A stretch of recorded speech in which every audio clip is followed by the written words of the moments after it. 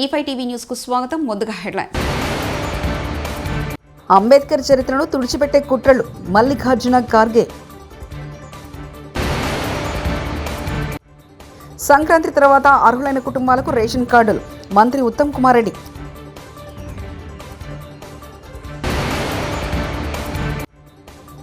CM Chandrababu ఆధ్వర్యంలో cabinet సమావేశం.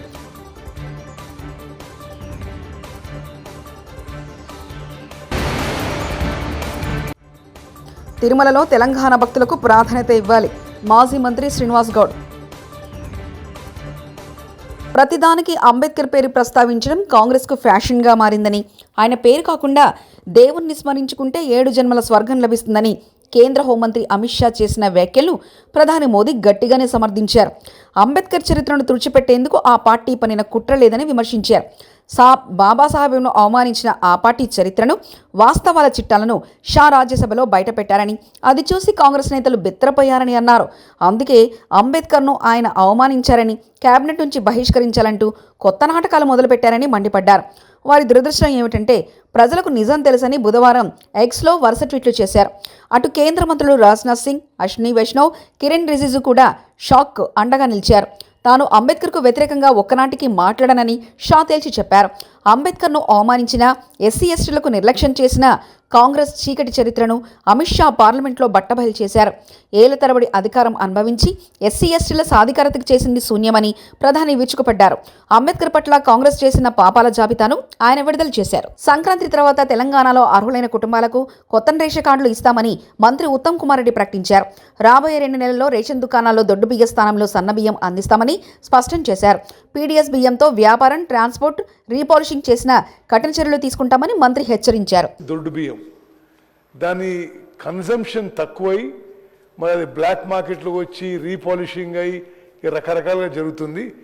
ఇటువంటి ఇల్లీగల్ ప్రాక్టీసెస్ తగ్గించడానికి, అదేవిధంగా నిరుపేదలందరికీ, బీపీఎల్ ఫ్యామిలీస్ అందరికి కూడా సరి అయిన మరి రైస్ ఇవ్వడానికి ముఖ్యమంత్రి గారు క్యాబినెట్ తీసుకున్న ఒక విప్లవాత్మక నిర్ణయం ప్రకారం మేము ఇంకో 1-2 నెలల్లో అందరికీ ఇప్పుడైతే ఏదైతే 6 కిలోల బియ్యం ఎవ్రీ ఇండివిజువల్కి ఉచితంగా ఇస్తున్నామో, అది ఇప్పుడు కోర్స్ గ్రెయిన్స్ దొడ్డు బియ్యం ఇవ్వడం జరుగుతుంది. అది మొత్తం రాష్ట్రంలో అందరికి కూడా సన్న బియ్యం ఇచ్చే ప్రక్రియ మొదలుపెట్టబోతున్నాము 1-2 మంత్స్లో. అదేవిధంగా రైస్ మిల్లర్లు కానీ ఎవరైనా సరే, ట్రాన్స్పోర్టర్స్ కానీ పీడిఎస్ రైస్ ఎవరైనా దాని మీద వ్యాపారం చేయడం కానీ, ట్రాన్స్పోర్ట్ కానీ, మరి దాన్ని రీవర్క్ చేసి రీపాలిషింగ్ చేస్తే వాళ్ళ మీద చాలా కఠినమైన చర్యలు తీసుకుంటున్నాం. గౌరవ ముఖ్యమంత్రి గారు క్యాబినెట్ తీసుకున్న నిర్ణయం మేరకు ఈ సంక్రాంతి తర్వాత రాష్ట్రంలో ఎంతమంది బీపీఎల్ కుటుంబాలు ఉన్నారో, ఎంతమందికి ఎలిజిబిలిటీ ఉందో అందరికీ రేషన్ కార్డు ఇవ్వబోతున్నామని చెప్పి నేను మనవి చేస్తున్నాను. ఈ మధ్య అంటే పోయిన ప్రభుత్వంలో ఒక 4,000 కొత్త తండాలు గ్రామ పంచాయతీలుగా ఏర్పడ్డాయి. అక్కడ ఎక్కడెక్కడైతే వయబిలిటీ ఉంటుందో తప్పనిసరిగా కొత్త రేషన్ షాప్స్ ఇస్తాము.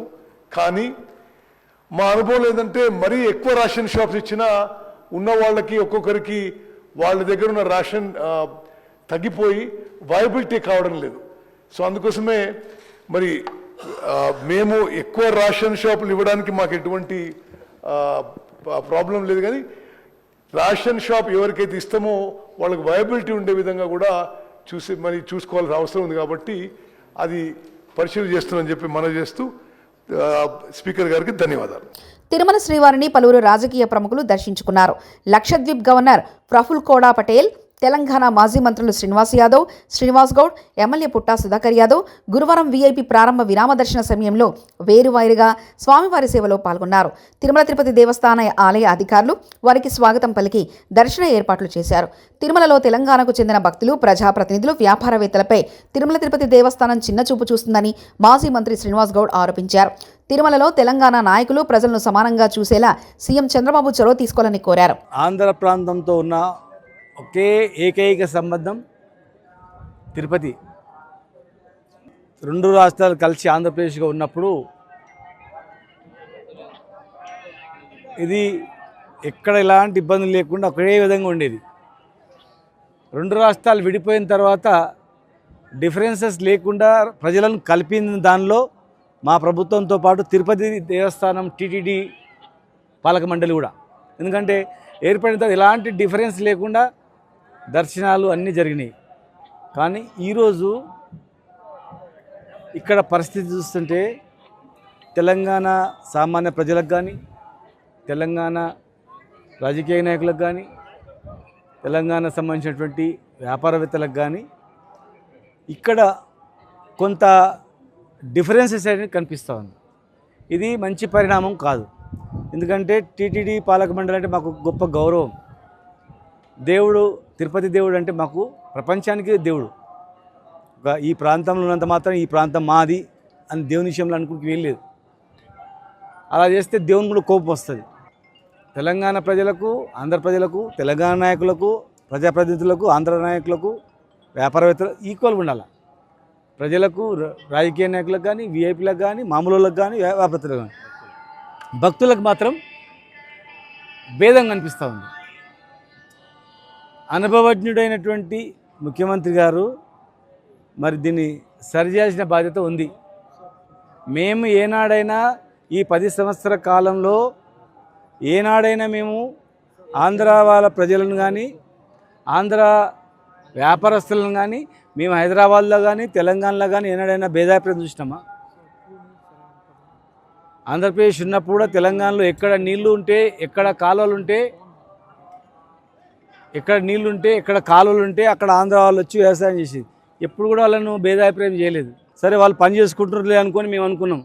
కానీ ఇంత డిఫరెన్సెస్ ఉంటామని ఇప్పుడు చూస్తున్నాం 10 ఏళ్ళ తర్వాత. ఇది మంచిది కాదు. ఈరోజు మేము హైదరాబాద్లో కానీ, తెలంగాణలో టీటీడీ వాళ్ళకు కళ్యాణ మంటపాలు కానీ, గుళ్ళకు కానీ ఎన్నో ప్లేస్ ఇచ్చి అంటే మాకు గొప్ప సంకల్పంగా భావిస్తాం. టీటీడీ వాళ్ళ కళ్యాణ మండపం కడుతారంటే గొప్ప అదృష్టంగా భావిస్తాం. టీటీడీ కూడా వచ్చిందంటే ఉంది. కానీ ఇక్కడ అసలు రూమ్స్ అడిగితే పట్టించుకునే వాళ్ళు లేరు. దర్శనం కాడ చాలా ఇబ్బంది పడతాం. సరి చేసుకోవాలి. ఎందుకంటే మనము అన్ని రాష్ట్రాలు వేరు, మన 2 రాష్ట్రాలు వేరు. మనకు రక్త సంబంధం ఉన్న రాష్ట్రం ఇది కోరుకోరు. కనుక కలిసిమెలిసి అందరూ ఉండడానికి బాధ్యత. ఇది చాలామంది చెప్పారు, బాధలు నుంచి కూడా వెళ్ళిపోతారు అన్నమాట. ఇది చెప్పకుండా ఎవరు చెప్పకుండా పోతే, సరి చేసుకోకపోతే అక్కడ హైదరాబాద్లో కూడా ఇబ్బంది వస్తుంది. మాకు ఇప్పుడు అనిపిస్తుంది, నాకు అనిపిస్తుంది. నేను ఆ రోజు రాష్ట్ర విభజనలో ఒక ప్రముఖంగా కేసీఆర్ గారు వెంబడి కావచ్చు, అన్ని పార్టీలు వెంబడి అందరూ కూడా ఎవరెవరైతే పార్టిసిపేట్ వాళ్ళ వెంబడి ఉన్న వ్యక్తిగా, మేము ఒక ఉద్యమాన్ని నడిపిన వ్యక్తిగా ఈరోజు మాకు అనిపిస్తుంది, అరే మనం ఒక్కనాడు డిఫరెన్స్ చూపోతుంది.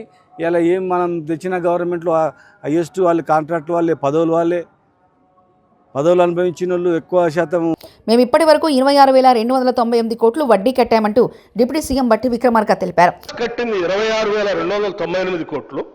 ముఖ్యమంత్రి చంద్రబాబు నాయుడు నేతృత్వంలో గురువారం ఉదయం 11 గంటలకు కేబినెట్ సమావేశం ప్రారంభం కానుంది. ఈ భేటీలో పలు కీలక నిర్ణయాలు తీసుకునే అవకాశం ఉంది. రాజధాని నిర్మాణాలకు సంబంధించి అనుమతులు ఇచ్చే అవకాశం ఉంది. ఇటీవల 42వ, 43వ సిఆర్డీఏ అథారిటీ మీటింగ్లో తీసుకున్న నిర్ణయాలపై కేబినెట్లో చర్చించే అవకాశం ఉంది. అలాగే 8,821.44 కోట్లకు ట్రంక్ రోడ్లు, లేఅవుట్లలో వేసే రోడ్లపై కేబినెట్లో చర్చిస్తారు. ఎల్పీఎస్ రోడ్లకు 3,807 కోట్లు, ట్రంక్ రోడ్లకు 4,521 కోట్లు, బంగ్లాలకు, జడ్జీలకు, మంత్రులకు 492 కోట్లు, నేలపాడు, రాయపూడి, అనంతరవరం, దొండపాడు వంటి గ్రామాల్లో 236 కిలోమీటర్లు రోడ్లు లేఅవుట్లకు అనుమతిస్తూ అదాటి నిర్ణయంపై కేబినెట్లో చర్చ జరగనుంది. ట్రంక్ రోడ్డు 360 కిలోమీటర్లు ఉండగా అందులో 97.5 కిలోమీటర్లకు ఈరోజు గ్రీన్ సిగ్నల్ ఇచ్చే అవకాశం ఉంటుంది. కాకినాడ సీపోర్ట్లో వాటర్ను కారు చౌకగా కొట్టేసిన కేసు కీలక మలుపు తిరిగింది. ఇందులో లోగుట్టు వెలికి తీసేందుకు ఎన్ఫోర్స్మెంట్ డైరెక్టర్ ఈడీ రంగంలోకి దిగింది. జగన్ హయాంలో చోటు చేసుకున్న ఈ బలవంతపు డీల్ వెనక భారీగా మనీ లాండరింగ్ జరిగిందని ప్రాథమిక నిర్ధారణకు వచ్చింది. ఈ వ్యవహారంలో కీలకంగా వ్యవహరించిన వైసీపీ రాజ్యసభ సభ్యుడు వైవి సుబ్బారెడ్డి తనయుడు విక్రాంత్ రెడ్డికి ఈడీ నోటీసులు జారీ చేసినట్లు అత్యంత విశ్వసనీయంగా తెలిసిందే. కాకినాడ సీపోర్ట్ అసలు యజమాని కేవీ రావును జగన్ సన్నిహితులు బెదిరించి భయపెట్టి కారు చౌకగా వాటాలు కొట్టేసిన వైనంపై ఈడీకి పలు ఆధారాలతో సహా ఫిర్యాదులు వెళ్లినట్లు తెలిసింది. వాటిని పరిశీలించిన ఈడీ ఈ డీల్లో మనీ లాండరింగ్ చోటు చేసుకుందని ప్రాథమికంగా నిర్ధారణకు వచ్చినట్లు సమాచారం. ప్రొఫెసర్ కోదండరాం వల్లే సోనియా గాంధీ తెలంగాణ ఇచ్చింది.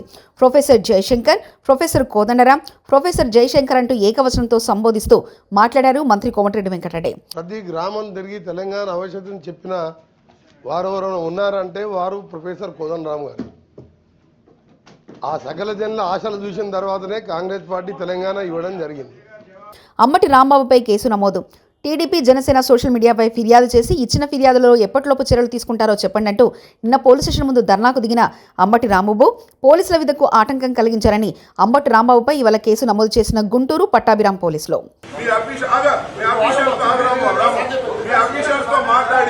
మాకు దీనికి సమాధానం ఎప్పుడు చెప్తారో చెప్పండి, మేము వెళ్తాం. మళ్ళా వచ్చి సందేహం చేస్తాం.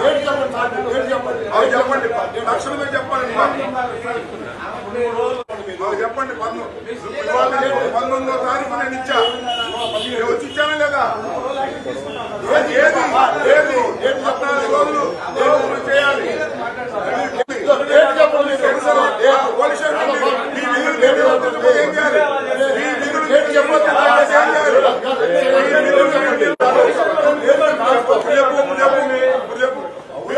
ఏం చేయాలి?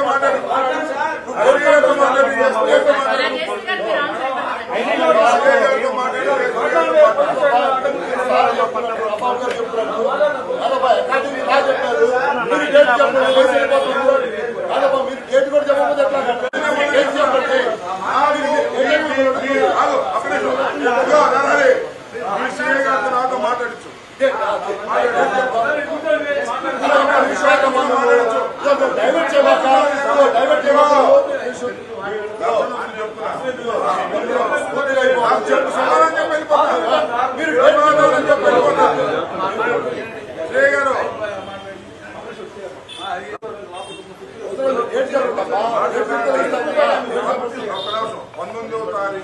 నేను కంప్లైంట్ ఇచ్చాను.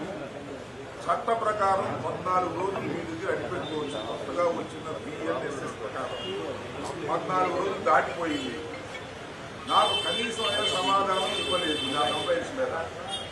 ఇది మీకు ఫోన్ చేశాను. నేను మీకు ఎన్నిసార్లు ఫోన్ చేశాను?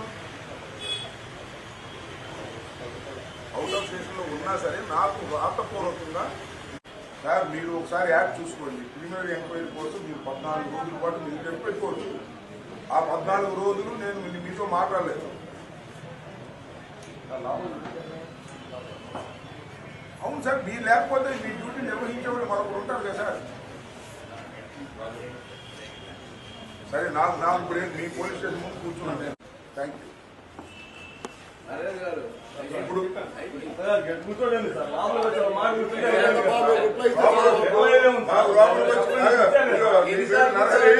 మేము లోపలికి వచ్చి కూర్చుంటే నువ్వు కాఫీ ఇప్పిస్తే నువ్వు ఈ స్టేషన్ లో ఉండదు. నేను మంత్రిగా ఉండి నేను వచ్చి కంప్లైంట్ ఇస్తే ఆ కంప్లైంట్ ని మీరు పట్టించుకోకుండా పక్కన పారేస్తే ఏం చేయాలి మిమ్మల్ని? నాకు అర్థం కాదు. చట్టం పనిచేస్తుందా లేదా ఈ రాష్ట్రంలో? ఏమైపోయింది? 2 రోజులు టైం ఇచ్చారు, 2 రోజులు నీకపోతే నేను ఒక మాట చెప్తున్నాను. నేను మాజీ మంత్రి న్యాయవాదిని వదిలిపెట్టాను. ఈ కేసు ఏదో ఒక విధంగా చేయకపోతే మీరు చట్ట ప్రకారం నాకు డిస్పోజ్ చేయకపోతే నేను ఒప్పుకోను. లాజికల్ గా ఎండ్ కావాలి. 21వ తారీఖు మళ్ళా మేము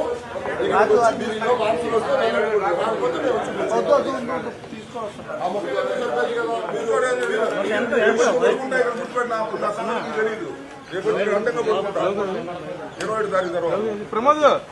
ఎడ్లబండిపై అసెంబ్లీకి వెళ్తూ బీజేపీ ఎమ్మెల్యేలు వినూత్న నిరసన తెలిపారు. రైతులకిచ్చిన హామీలను కాంగ్రెస్ ప్రభుత్వం నెరవేర్చలేదని ఆరోపిస్తూ నిరసన తెలుస్తూ 2 లక్షల రుణమాఫీ జరగలేదని, సభలో రైతులపై చర్చ జరగడం లేదని విమర్శించారు.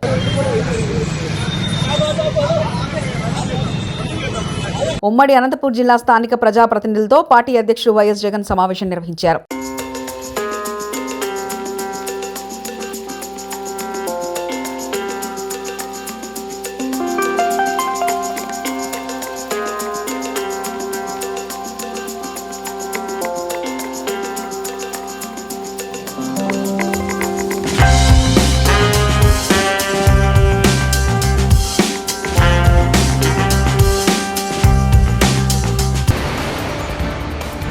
అంబేద్కర్ చరిత్రను తుడిచిపెట్టే కుట్రలు మల్లికార్జున ఖార్గే.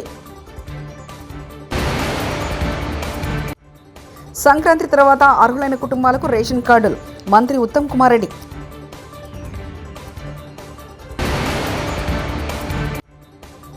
సీఎం చంద్రబాబు ఆధ్వర్యంలో కేబినెట్ సమావేశం.